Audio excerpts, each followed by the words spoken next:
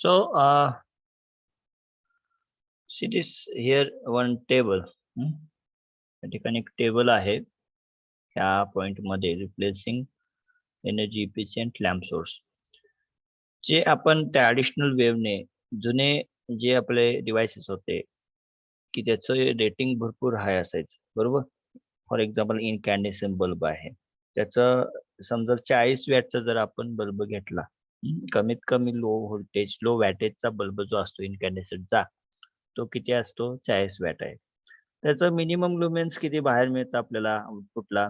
तर 450, बरोबर. पण तेच लुमेन्स 450 लुमेन्स तुम्हाला सीएफएल जर तुम्ही वापरला 9 ते 10 वॅटचा, तर तुम्हाला तेवढं लुमेन्स भेटतं. मग ह्या दोघांपैकी बेटर कोण आहे? बेस्ट कोण आहे या दोघांपैकी? इनकॅन्डेसेंट बल्ब बेस्ट आहे का सीएफएल बल्ब बेस्ट आहे? सीएफएल म्हणजे काय हो? Long form. सीएफएल चा लॉंग फॉर्म काय आहे?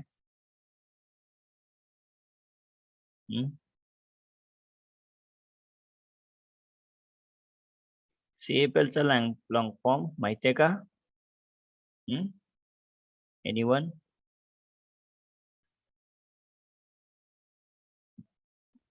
बोला.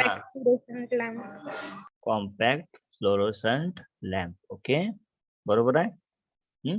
सो अशा पद्धतीचे लॅम्प्स, हे जे लॅम्प्स आहेत, एखाद्या विशिष्ट पद्धतीच्या गॅसने ती ट्यूब काय केली जाते? फिलअप केली जाते. ओके. सो विशिष्ट पद्धती गॅस म्हणजे कोणता गॅस? तर मर्क्युरी गॅस आहे, सोडियम गॅस आहे, बरोबर. असे भरपूर पद्धतीचे गॅसेस आहेत. तर अशा पद्धतीचे गॅसेस लॅम्प काय केले जातात? कॉम्पॅक्ट पद्धतीने काय केले जातात? ट्यूब मध्ये एक लुमिनर, जे लॅम्प बनवण्यासाठी जे साहित्य वापरले जातात त्याला लुमिनर म्हणतात. ठीक आहे.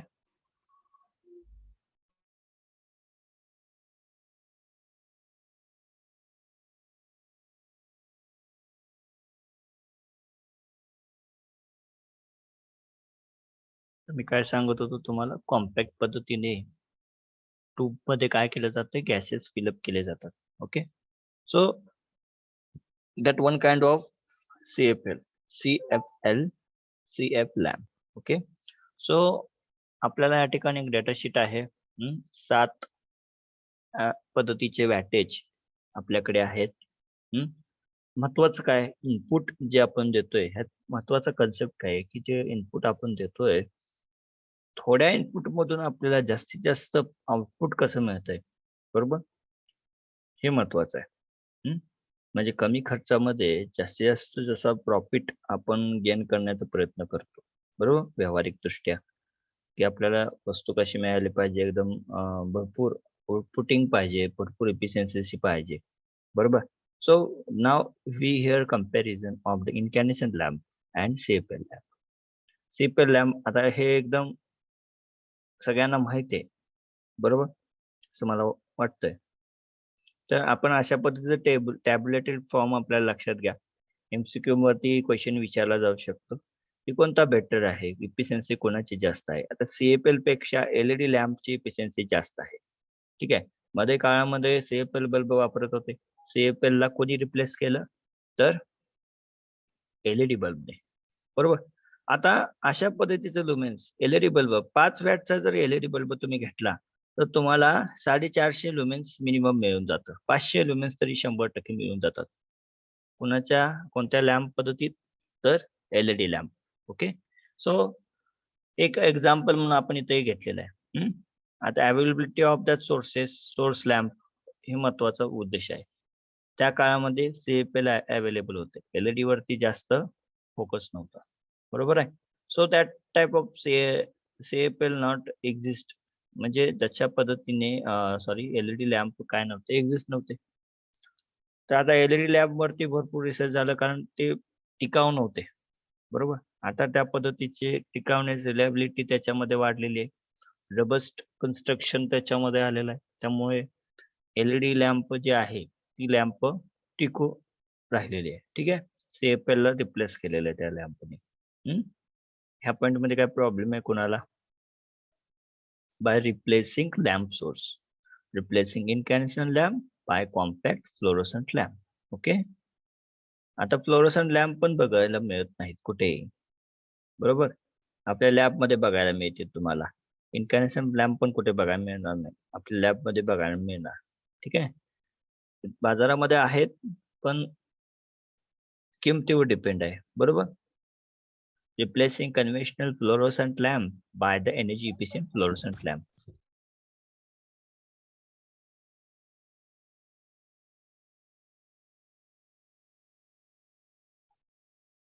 बाकीचे म्यूट ठेवा.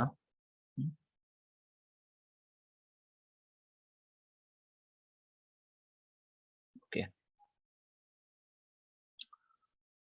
So replacing incandescent lamp 40 lumen per watt by CFL 70 to 90 lumen per watt. So replacing high pressure mercury vapor lamp in place of high pressure sodium vapor. Okay, एकदम सोपा चॅप्टर, एकदम एवढं काय ह्याच्यामध्ये डिफिकल्टी नाही आहे. Replacing filament lamp 10 to 50 watt by LED less than 1 watt. जेवढी energy, जेवढं आउटपुट जे 10 वॅट इनपुट दिल्यावर येतं, तेवढंच 1 वॅट इनपुट एलईडी लॅम्पला दिलं, तेवढंच आपल्याला आउटपुट भेटतं, बरोबर नाही? So we are the prepare for the energy efficient devices. Energy कन्झर्वेशनच्या पॉइंट ऑफ व्ह्यूने जर विचार केला तर आपण असे की जे लो इनपुट मध्ये मॅक्झिमम आउटपुट देतात, अशा पद्धतीचे डिव्हाइसेस आपण इल्युमिनेशन लॅम्प वापरले पाहिजे. ठीक आहे, सो तशा पद्धतीनं हा टॅब्लेटेड फॉर्म एक सॅम्पल आहे आपल्या समोर. त्याच्यामध्ये काय प्रॉब्लेम आहे कोणाला? सो हे पॉइंट काय काय रिपीट असतील, फक्त याच्यामध्ये मुद्दा महत्वाचा असा आहे की energy conservation. Okay, next part येतो by using energy efficient luminous fittings. Luminous म्हणजे काय? लुमिनस म्हणजे काय हो? कोण सांगेल मला? What you mean by luminous? Luminous म्हणजे काय सांगा? Anyone please?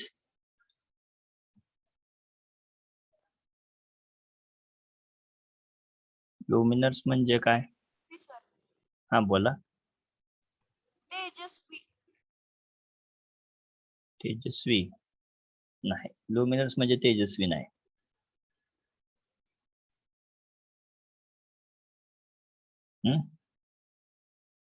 लुमिनस म्हणजे काय? मी मगाशीच सांगितलं. लुमिनस म्हणजे काय असतं की जे लॅम्प डिव्हाइस आहे, ऐकून घ्या मी काय सांगतोय, मराठीत सांगतो एकदम सोप्या भाषेत, मला वाटते त्या सोप्या भाषेत मी सांगतोय तुम्हाला की लुमिनस म्हणजे काय असतं की जे लॅम्प चे पार्ट्स असतात, लॅम्पचे पार्ट्स, त्याला लुमिनस म्हणतात. म्हणजे सुरुवातीचा त्याचा बेस, लॅम्प एक आपण डोळ्यासमोर ठेवूया. ठीक आहे, इमेजिन द लॅम्प. ओके, सुरुवातीला काय असतं, त्याचा बेस असतो. होल्डर मध्ये त्याला बेस पाहिजे असतो, बरोबर? की जे जॉईंट फेज अँड न्यूट्रलला ते जॉईंट होता यावं, अशा पद्धतीने त्याचा बेस असतो होल्डर टाईप. त्यानंतर काय असतं, त्याची सर्किटरी असते, बरोबर?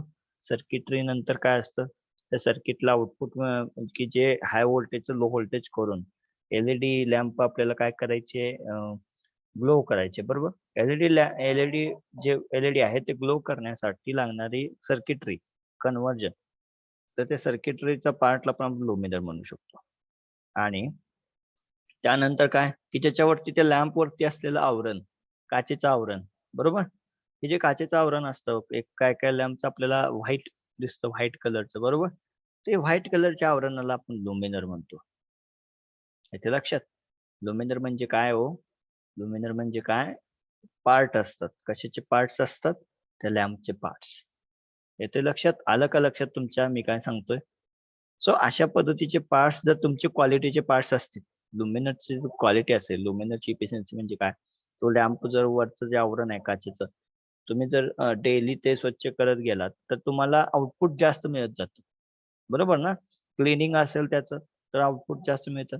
तुम्ही त्याच्याकडे बघितलंच नाही त्या लॅम्पकडे, त्याच्यावरती धूळ साचत साचत काय झालं, तुम्हाला आउटपुटला ज्या ज्या लेवलनं तुम्हाला लुमेन्स पाहिजे, म्हणजे आपल्याला इल्युमिनेशन पाहिजे त्या पद्धतीचं इल्युमिनेशन मिळत नाही.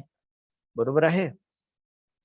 So लुमिनर्स efficiency. लुमिनर्स म्हणजे काय मी सांगतो इथं तुम्हाला, पार्ट्स ऑफ द लॅम्प, की जे लॅम्पचे पार्ट्स असतात ते लुमिनर्स असतात. ठीक आहे. So efficiency of luminous is a ratio of lumen output of luminous to the lumen output. म्हणजे काय, की बघा, तुम्ही लॅम्पला इनपुट दिलं, इलेक्ट्रिकल इनपुट दिलं, बरोबर आहे, पण लॅम्पचे मध्ये जे सर्किट असतं, बरोबर, हाय व्होल्टेज लो व्होल्टेज करून परत त्याच्यामध्ये मेन ऍक्च्युअल आपल्याला काय पाहिजे, प्रकाश पाहिजे, इल्युमिनेशन पाहिजे, बरोबर. ते आउटपुट येत असताना जर तो लॅम्प आपला पूर्ण डस्टने भरला असेल, अक्युमुलेटेड झाला असेल, त्याच्या आवरणावरती ते काचेवरती जर डस्ट असेल किंवा त्याला कोणीतरी झाकलं असेल, तर तुम्हाला आउटपुट भेटणार आहे का? नाही. तर लुमिनस कसे पाहिजेत, आपले क्वालिटीचे लुमिनस पाहिजेत. त्या लुमिनसला कोणत्याही पद्धतीचा अडथळा नको आहे. बरोबर. लुमिनस क्वालिटीची पाहिजे. तुम्ही ब्लॅक कलरची काच तुम्ही लावली तर चालेल का एलईडी वरती? नाही चालणार. तुम्हाला व्हाईट कलरचेच काय करावं लागणार आहे, लुमिनस त्याच्यावरती चढवावं लागेल. लुमिनस म्हणजे आवरण, काचेचं आवरण. त्या लॅम्प वरती, की जे लॅम्प मधून एलईडी एलईडी ग्लो झाला, की त्या एलईडी ग्लो मधून जो प्रकाश बाहेर पडतो, तो पूर्ण पसरला पाहिजे. तो कोणाच्या हेल्पने पसरतो? तो लुमिनसच्या हेल्पने. लुमिनस म्हणजे कुठं असतं? आवरण, काचेचं आवरण. बरोबर आहे? येते लक्षात तुमच्या? सो हायर लाईट आउटपुट, आता इथं हायर लाईट आउटपुट जे आहे, लाईट आउटपुट म्हणजेच इल्युमिनेशन. बरोबर. लाईट आउटपुट इल्युमिनेशन म्हणजेच काय आहे, की इल्युमिनेशन आहे. हे हायर कधी असणार आहे? हायर इल्युमिनेशन कधी असेल, की जेव्हा तुमचं मोर इफिशियंट लुमिनर असतील. बरोबर. तुमचे जे लुमिनर्स आहेत ते कसे असतील, इफिशियंट असतील तेव्हा. येते लक्षात तुमच्या? पॉइंट आला लक्षात? मी काय सांगितलं तुम्हाला? लुमिनर्स म्हणजे काय हो? Parts of lamp. Simple. Parts of lamp असतात. ते पार्ट्स कसे असावेत? क्वालिटीचे असावेत, इफिशियंट असावेत. तर तुम्हाला ज्या लॅम्पने जो प्रकाश कन्वर्ट केलेला आहे, लाईट छोटीशी ग्लो झालेली एलईडी आहे, त्याचा प्रकाश मोठा करण्याचं काम कोण करतंय? तो लुमिनर्स करतात. ओके. समजलं का? So better quality of the optical design. तर ऑप्टिकल डिझाईनचा पार्ट येतो. Optical design of mirror and quality of material is used to not only improve the luminous efficiency but also the increase visual comforts. बरोबर ना? Visual comforts हे महत्वाचं आहे. बरोबर. So लुमिनर म्हणजे काय सांगा बरं कोणीतरी. लुमिनर म्हणजे काय हो? मराठीत सांगा. जे मी सांगितलं ते सांगा. Parts of lamp. बरोबर. अजिंक्य असबे.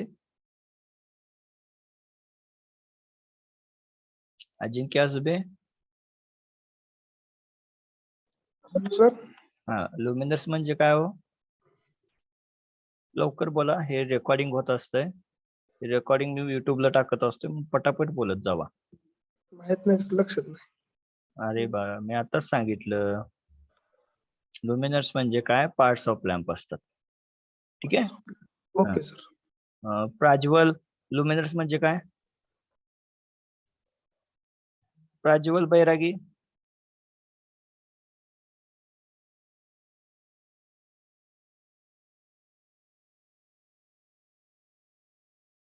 ठीक आहे. हे रेकॉर्डिंग चालू असल्यामुळे आपल्याला आहे.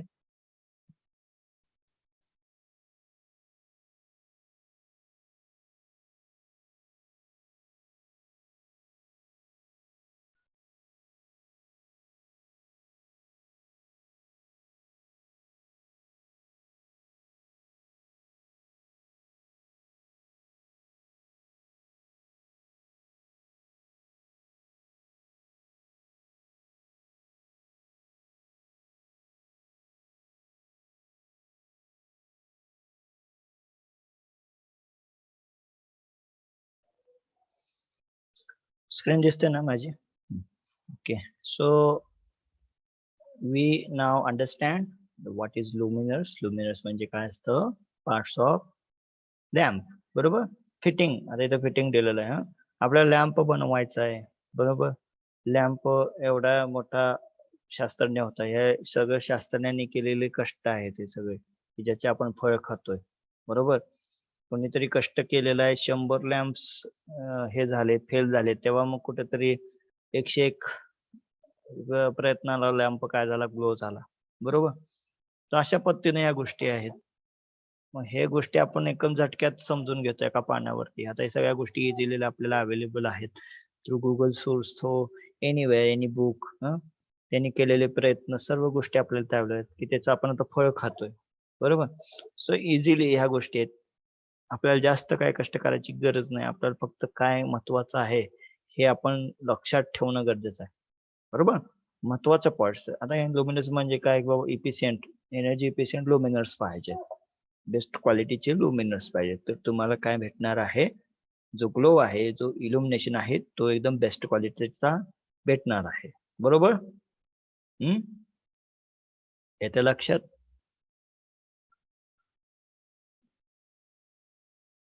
Okay. So next point we go for that. So आता हे कशा पद्धतीने आपण इम्प्रूव्ह करतो? So improve efficiency, improve of the efficiency of the luminars. Okay, so first point is given here: location of lamp at the source at the center, so that the reflectors reflects the proper light of ray. बरोबर? की जे पूर्ण glow होत असणारे LED आहेत, त्याचं जे place आहे, त्याचं जे लोकेशन आहे, ते पूर्ण सेंटरला असतं. बरोबर ना? Centre of the bulb. आणि त्याच्या पूर्ण आवरण हे लुमिनरने झाकलेलं असतं. बरोबर? लुमिनर की जे प्रकाश पसरण्यासाठी मदत करतात. बरोबर? 2 नंबरचा point, use of aluminium sheet in the luminaires improve efficiency of the up to 85%. Aluminium sheet कोणती असते? अॅल्युमिनियम शीटचा यूज करणे लुमिनर्स मध्ये म्हणजे शीट एक पातळ थर असतो. बरोबर? की त्याच्यात की ते गरमही होत नाही. अॅल्युमिनियम जास्त गरम होत नाही. ते काय करतं? रिफ्लेक्शन इम्प्रूव्ह करते. रिफ्लेक्शन काय करतं? वाढवतं. बरोबर? सो अशा पद्धतीने आपण काय करतोय? इल्युमिनेशनचे जे लेवल आहे ते इम्प्रूव्ह करतोय by the using better quality of luminaires. जे पार्ट्स लॅम्पचे आहेत ते बेटर क्वालिटीचे पार्ट्स वापरून आपण काय करतोय? तर इल्युमिनेशन इम्प्रूव्ह करतोय. इथं पार्ट्सलाच शब्द, लॅम्प ऑफ पार्ट्सला एवढा मोठा शब्द घेण्याच्या ऐवजी आपण काय घेतोय? लुमिनर्स घेतोय. So 3 number point. हां, बोला. बोला. येस? एनीवन? काय बोलायचं होतं का?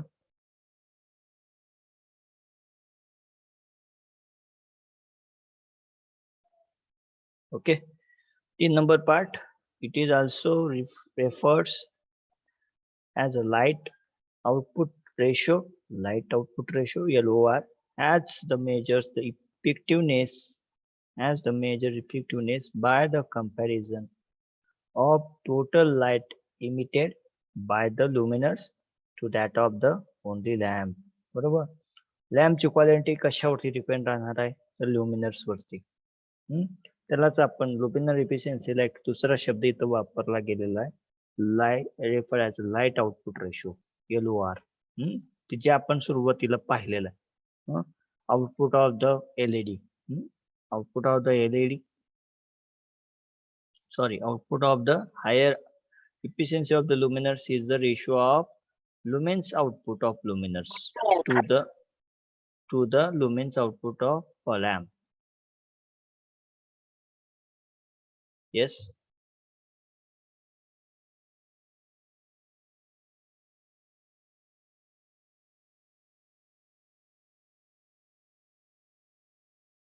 कोणाला काय सांगायचं आहे का?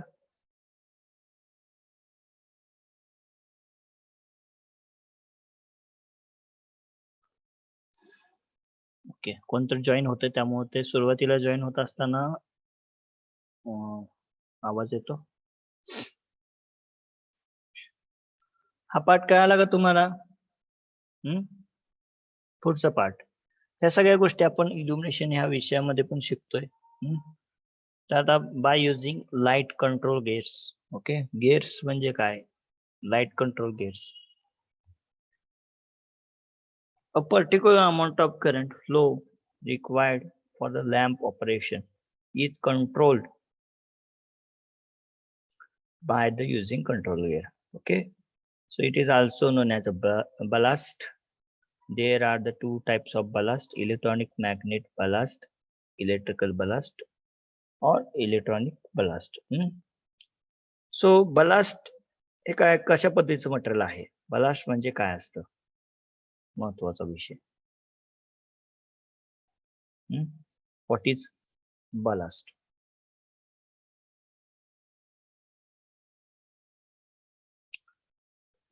झाले का आपल्या ह्याच्यामध्ये?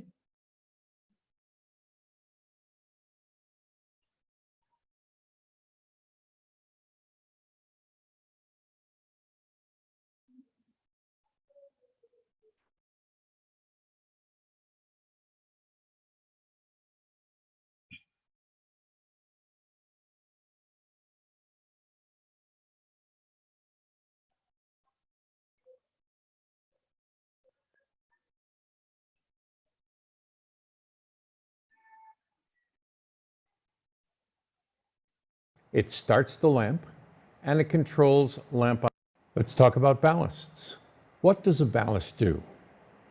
It has two main functions. It starts the lamp and it controls lamp operation. All gas discharge lamps, linear fluorescent, compact fluorescent, and HID require a ballasts. Now, there's आवाज येतोय का? आवाज येतोय? येतोय sir. basically two types of fluorescent ballasts. There's an electronic ballast and there's a magnetic ballast. So here you see the T12 magnetic and the T8 electronic. The T12 magnetic has gone away. You can't buy it nor manufacture it in the United States. And that's because this system here is about 58 lumens per watt, while the T8 system down here is 98 lumens per watt. We had to upgrade to the new fluorescent systems because they're more energy efficient. Fluorescent electronic ballasts come in three types. Instant start. The lamp comes on very fast, and when you have one lamp fail, the other stays lighted. The second type is program start.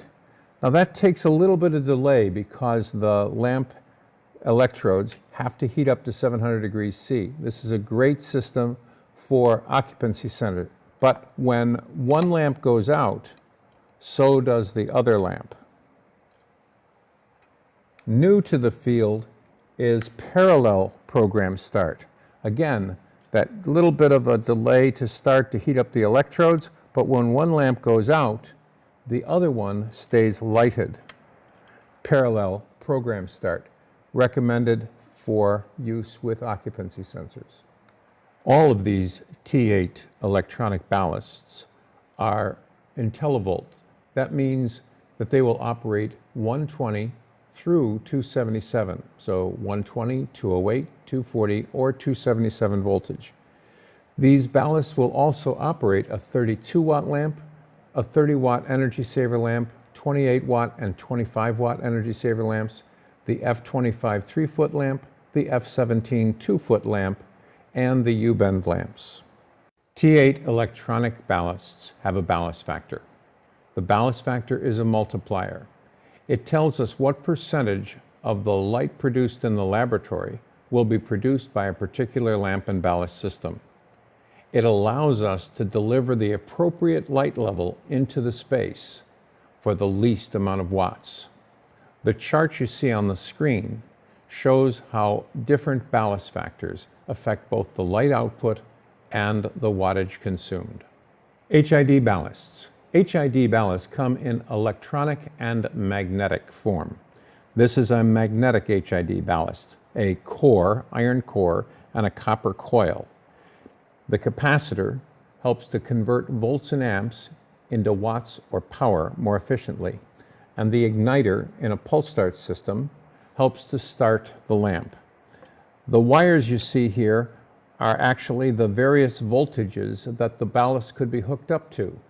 This one can be hooked up to 120, 208, 240, or 277 volt, depending on which one is serving the facility. HID magnetic ballasts are married to a particular lamp. This is a 400 watt quartz probe start metal halide married to an M59 magnetic ballast. M for metal halide, 59 for 400 watt. The capacitor helps to convert volts and amps into watts or power. The middle one here is an M135. It is firing a pulse start 400 watt metal halide. So M for metal halide, 135 for a 400 watt pulse start lamp.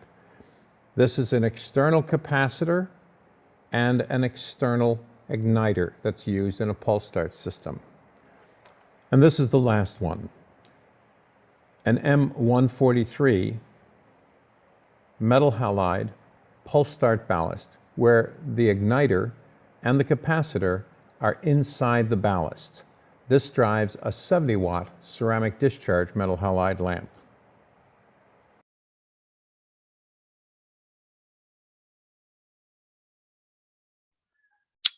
So blast म्हणजे काय की थोडक्यात तुम्हाला सांगायचं, blast आता जे energy create करतं, more energy low input मध्ये. आता बलास्ट मध्ये एक चॉक कॉईल आहे.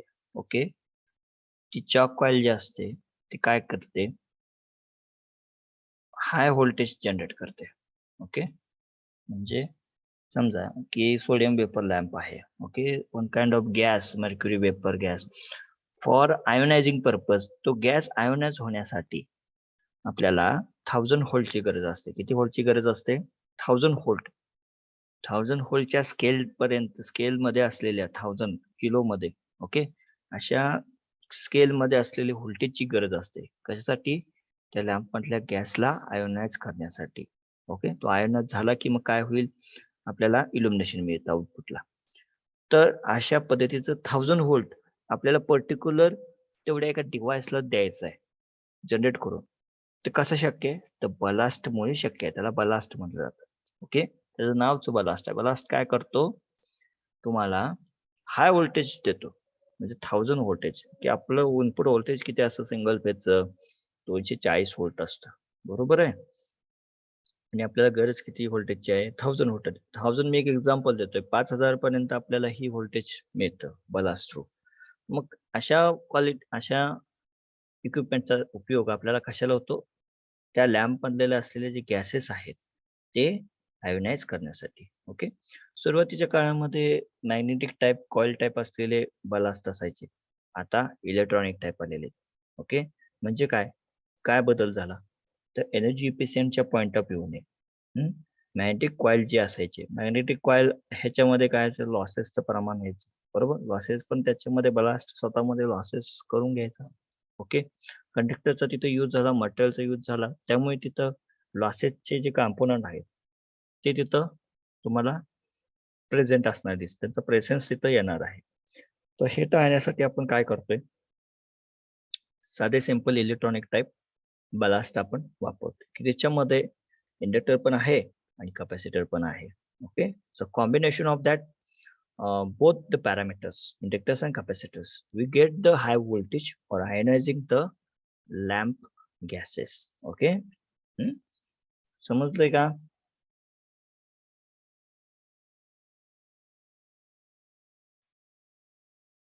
हॅलो, समजते का मी काय सांगितलं? हो सर.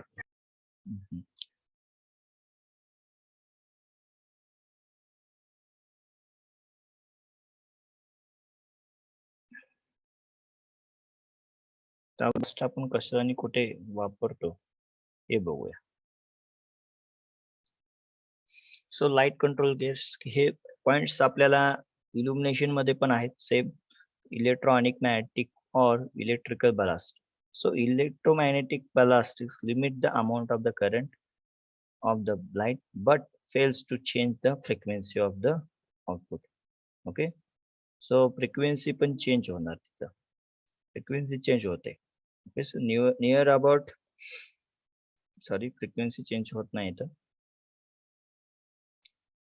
म्हणजे ट्रान्सफॉर्मर एक छोटा ट्रान्सफॉर्मर जशा पद्धतीने कॉईल असते बरोबर, chalk coil.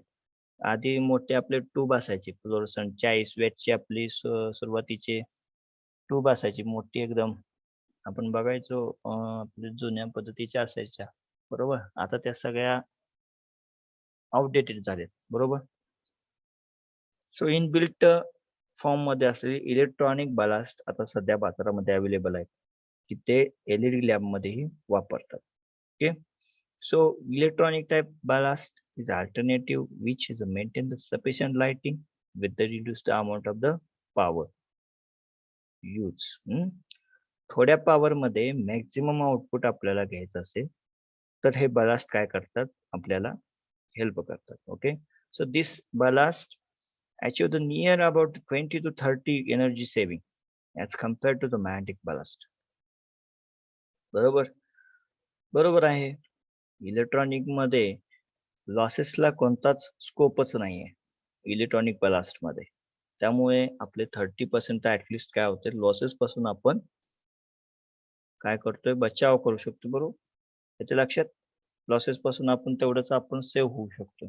So blast limits the excessive amount of consumption बरोबर ना. So it also improve the lamp efficiency. Operation of the lamp, आता ह्याच्या टाईपचे बलास्ट ज्या ठिकाणी मोठे मोठे फ्लोरोसंट फ्लोर लाइटिंग असतात, उदाहरणार्थ स्टेडियम आहेत बरोबर, नाईट मॅचेस असतील. नाईट मॅचेस मध्ये काय केलं जातं, मोठ्या इल्युमिनेशनची पर्टिक्युलर एकदम जे इल्युमिनेशन आहेत क्रिकेटमध्ये तुम्ही पाहिलेलं आहे लक्स मीटरचा वापर केला जातो. इल्युमिनेशन त्या लेवलचं आहे का, की जेणेकरून जो गेम आहे तो व्यवस्थित काय करता रुटीन व्यवस्थित आपलं प्रॉपरली गेम रन झाला पाहिजे. ओके, सो अशा टाइप मध्ये इल्युमिनेशनला महत्व आहे, येते लक्षात.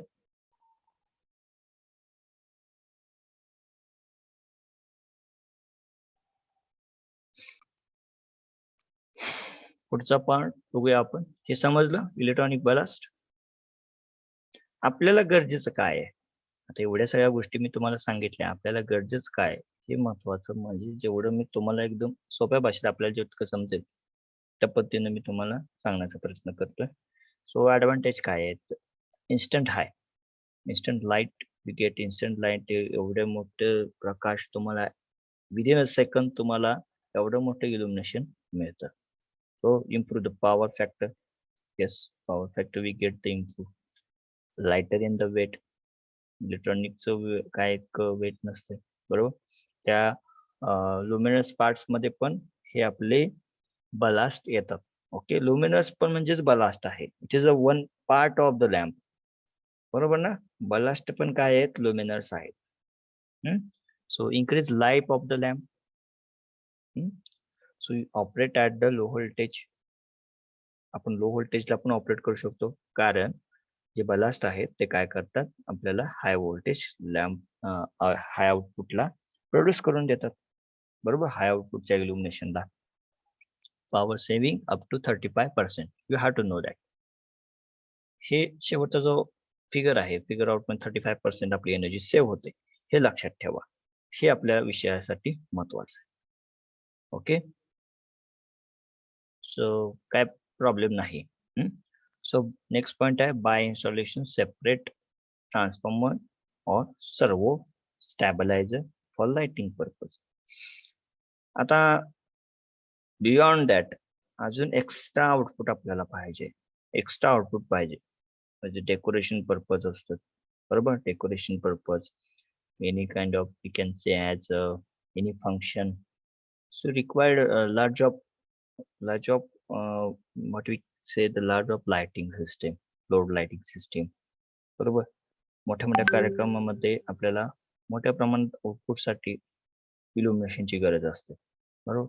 तर त्या इल्युमिनेशनसाठी सेपरेट इल्युमिनेशन सिस्टीमसाठी त्याला सेपरेट ट्रान्सफॉर्मर किंवा सर्वो स्टॅबिलायझर लाइटिंगची आवश्यकता असते. सेम सेम याच्यामध्ये या गोष्टी आहेत. स्टॅबिलायझर कशासाठी वापरला जातो, काय ऍक्च्युली आउटपुट काय आहे. बलास्ट आणि स्टॅबिलायझर ट्रान्सफॉर्मर सेम फंक्शन आहे. बलास्ट की जेव्हा मी तुम्हाला सांगितलं की 1000 लेवल पर्यंत म्हणजे 1000 व्होल्टेजची गरज असते एखादा गॅस लॅम्प मधला गॅस आयोनाइज करण्यासाठी, बरोबर. So we required lot of we have lot of lamps. आपल्याकडे भरपूर लॅम्प्स आहेत, तर त्यांना आपल्याला काय करायचं आहे, सेपरेटली चालू करायचं आहे. त्याच्यासाठी आपल्याला एक सेपरेट ट्रान्सफॉर्मरची आवश्यकता आहे, बरोबर. स्टॅबिलायझरची आवश्यकता आहे. जर आपण ते नाही वापरलं तर आपली सर्टन लेवल ऑफ इल्युमिनेशन आपल्याला आउटपुटला भेटणार आहे का, नाही भेटणार, बरोबर. पॉवर क्वालिटी जर क्वालिटीची पॉवर जर तुम्ही इनपुटला दिली, गुड क्वालिटी पॉवर्स तुम्ही जर इनपुटला लॅम्पला दिली तर तुम्हाला त्या लेवलनेच आउटपुटला इल्युमिनेशन भेटणार आहे, बरोबर. तुम्ही लो व्होल्टेज अप्लाय केलं तर तुम्हाला 100% डीम लाईट भेटणार, 25 कंटिन्यू डीम लाईट भेटणार आहे. जर तुम्ही डायरेक्टली सर्व लोड चालू केले तर व्होल्टेज हे कन्फ्यूज होणार आहे कोणत्या लॅम्प मध्ये डिस्ट्रीब्यूट व्हायचं. So that confusion will be avoided by installing a separate transformer or servo stabilizer. Okay.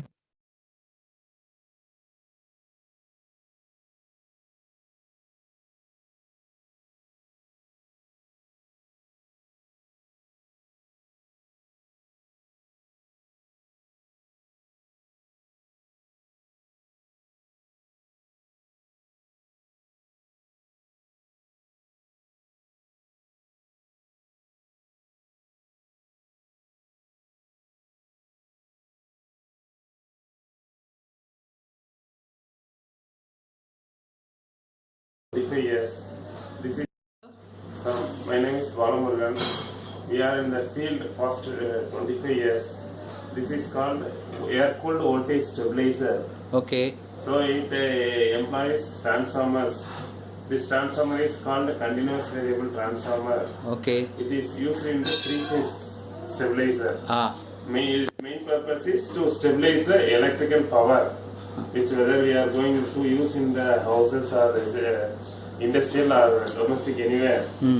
This has the 3 independent phase correction with one display units.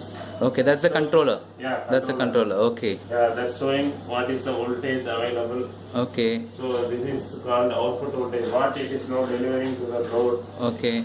So each phase it will give phase to phase and the individual phase voltages. Yeah, that means the minimum voltage. What is the minimum voltage it can in come? this case, this stabilizer is using from 160 to 270 volts. Yeah, that means at 160 it will trip.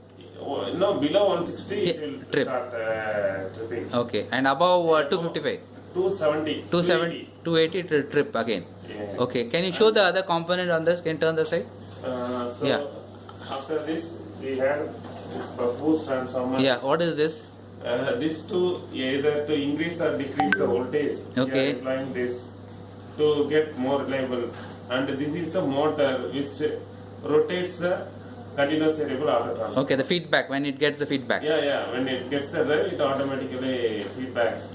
And we have the conductor to get the output tripped in case of abnormal conditions. Like, Low cutoff, low voltage, output high voltage in case of overload of this equipment. okay. All these things taken care by this conductor. It's electromechanical device. We have the current transformers. And what about the overload? Overload, when the load is above 110% of the rated voltage, it will trip automatically. First it will give the sign, Okay. overload indications. okay. Then it will automatically trip. So can you show the controller there? Yeah. And turn. Be careful. Yeah. So this controller, when it trips, what you have to do? If it trips, If it trips, if the load is overloaded, then you have to reduce the load. And once the trips, the load is disconnected, it comes to automatically. Or in the low voltage or high voltage, it will give the indications. Once the condition gets normal, no? Again it will get automatic switch on. okay. Can you turn the other side again a little bit? Yeah. What is this rotating thing? What is this? What happened? This one. Yeah. Depending on the voltage, it will move up. That's moving. Correct. You can see When the that. voltage is increase or decrease, it's automatically moves. Very good. Gets the correct voltage. So that means it gives a feedback. So if the voltage is less, And then it is continuous variable. Yeah, that is From variable. 0 to 100%. yeah. Any voltage it will. Or take. now we can say this transformer is either servo transformer or variable transformer or auto transformer. All the three are the same. Correct? Yeah, auto transformer, continuous variable transformer. Correct. Yeah. Technical name is. And this is one switch called bypass switch. In case of Okay, can you turn that side a little bit? Okay, yeah. Can you? Yeah. Okay. in case of Be careful. Yeah. in case of any problem in the equipment, you can just rotate the switch. It will be whatever the incoming we are feeding, it will come as a output. Yeah, if the transformer is Any case any of problem, we can always change it to the bypass mode. Yes. Okay. And we have the input and output terminals. Yeah. Anything which you want to tell about this? Any more details you want to tell? Yes, see how it's working. Just I will tell you. Once you power on, it will show that I will. Yeah. It is Off condition. now. Okay. So when I power it on, it will sense the voltage. Okay. What is the voltage there in the output, and it will start correct all the three phases. Okay. Once it corrected, it will give the time delay. Okay. The time delay we can set if you want anything on delay. It is called on delay. On delay. After the on delay, it will automatically get switched on. Here we default set it is 10 seconds. Okay. Once the power is energized to the stabilizer, it corrects all the three phases. Then wait for few seconds, that is 10 seconds. Then it's getting output gets on. Okay. What is the advantage of putting the stabilizer? See, whenever you use the electrical equipments like air conditioner, electrical fan, or any other electrical, it is specified in the what is the source supply voltage. Okay. When the voltage is normal, it will get optimum output. Okay. When the voltage goes higher, the insulation gets failed, the life of the equipment gets reduced. When the voltage is low, So it will damage the equipment. equipment also, and you won't get, if you take the ceiling fan, when the voltage is around 220, you will get more air. Yeah. When it comes to 180 or 170, the air volume will be So very less. so it is advisable for the domestic people to put Yes. 15 kVA. Yeah, for 3 air conditioner, who are the people having 3 air conditioner, they can use this kind of 3-phase stabilizer. And where and all you have installed this stabilizer? A Any? lot of like Mandri's Energy, your apartment. Yeah. We had given for When did it installed? 3.5 years Back. So right now it is working very good Yes. without any problem. Yes. Okay. See, our major thing is like these kind of customers and all industrial customers. Because it's little bit costly, but it's worth to use the stabilizer. So So it will be compared to the air conditioner stabilizer. This is giving correct voltage. 220 plus or minus 1%. Okay. In case of air conditioner stabilizer, the output will be 190 to 260 volts, depending on the manufacturer. Okay. And depending on the input voltage variation, it will show. And we have everything, all it is shown in the display. And it is user settable. If you want to change any voltage, you can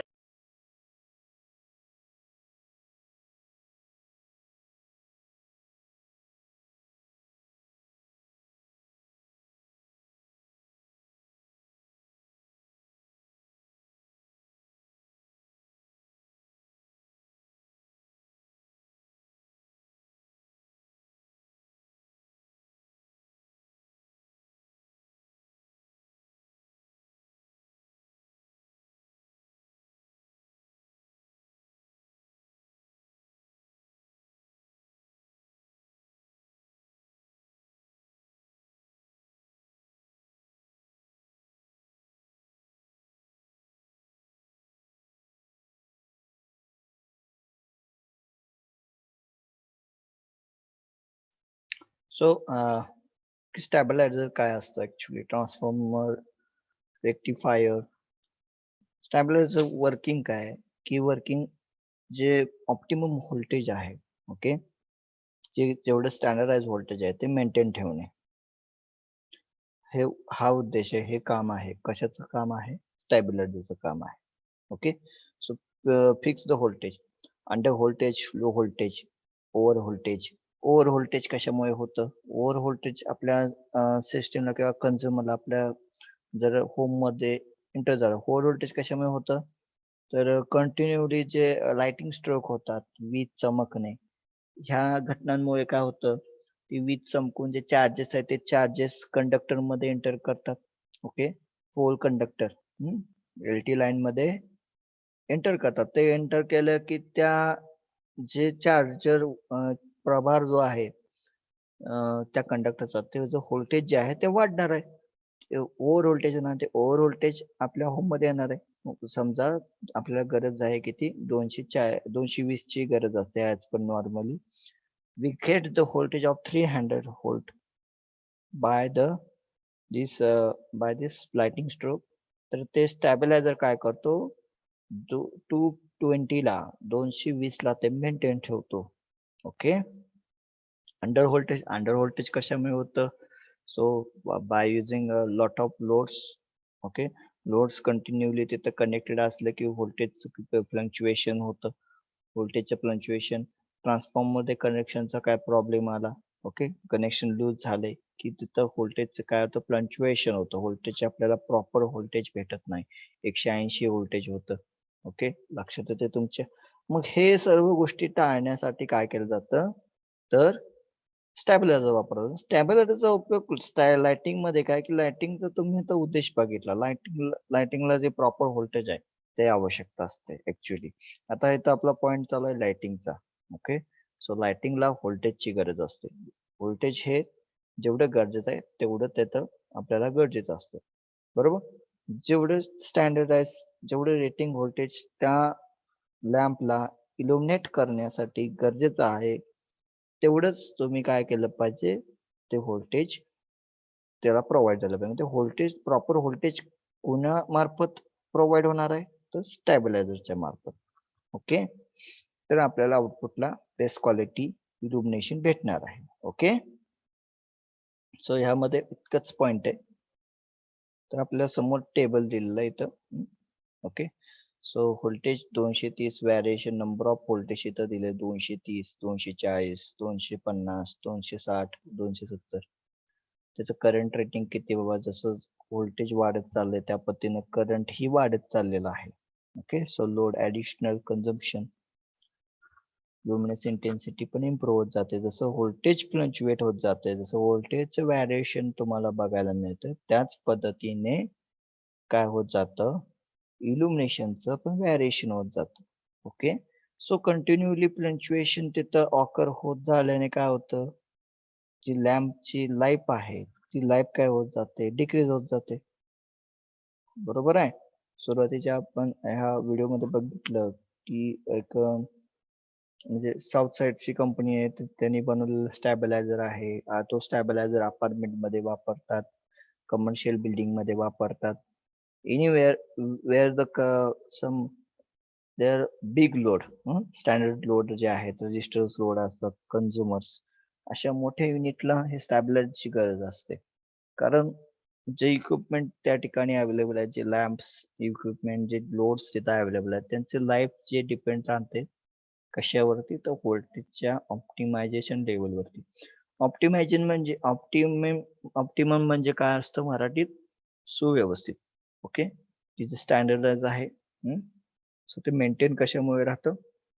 स्टॅबिलायझरमुळे. स्टॅबिलायझरचा use केल्यामुळे आपले जे equipment आहेत, for example fridge आहे, TV आहे. आता इथं महत्वाचं आपण फोकस कशावरती करतो? तर लॅम्प वरती. बरोबर. लॅम्प म्हणजे आता की जे मोठे मोठे हॅलोजन लॅम्प आहेत, फ्लोर लॅम्प आहेत, फंक्शन मध्ये वापरलं जातं. मोठ्या प्रमाणात लाइटिंग सिस्टीम युटिलाइज केली जाते. बरोबर. कितीतरी प्रमाणात लाईटचा यूज केला जातो. आता कोणताही युवा महोत्सव असू द्या, आपलं गॅदरिंग असू द्या, फंक्शन कॉलेजचे फंक्शन्स असतात बरोबर, त्याच्यामध्ये मोठ्या प्रमाणात इल्युमिनेशनचा वापर केला जातो. तो त्या ठिकाणी असे स्टॅबिलायझरची आवश्यकता असते. Okay, so therefore lighting equipment will be perform better voltage. Lighting equipment जे असतात त्यांना लाइटिंग इक्विपमेंट बेटर परफॉर्मन्स कधी देणार आहे, तर त्यांना जे व्होल्टेज तुम्ही प्रोव्हाइड करणार आहे ते स्टँडर्ड व्होल्टेज आणि बेटर व्होल्टेज असेल तरच ते व्यवस्थित परफॉर्म करणार आहे. Okay, separate transformer for the lighting ensures that they minimize the voltage related issues, better voltage regulation for the lighting load, and improve the light efficiency of lighting system. Okay, voltage regulation म्हणजे काय हो? Voltage regulation of transformer. Voltage regulation जास्त असलं पाहिजे का कमी असलं पाहिजे? माझा एक प्रश्न आहे तुम्हाला. ट्रान्सफॉर्मर जास्त असतं पाहिजे. जास्त असलं पाहिजे तुम्ही सांगताय शिंदे? बर, म्हणजे सर व्यवस्थित पाहिजे असं. थांबा मी रेकॉर्डिंग बंद करतो.